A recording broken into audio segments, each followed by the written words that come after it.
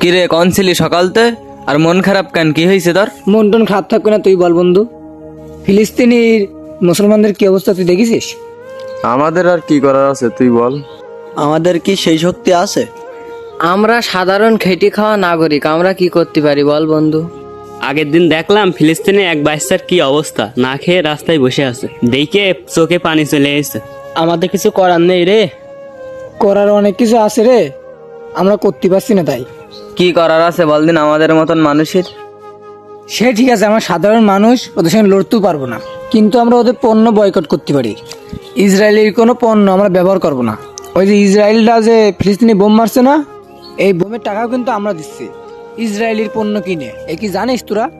তাহলে আজকের তো আমরা ইসরায়েলের পণ্য কিনবই না। এত কিছুর পরেও যদি আমরা ইসরায়েলের পণ্য কিনি, তাহলে আমরা মুসলমান নামে কলঙ্ক। সবাই হাতে হাত দে, আজ থেকে আমরা ইসরায়েলের কোনো পণ্য কিনবো না। Israel total boycott.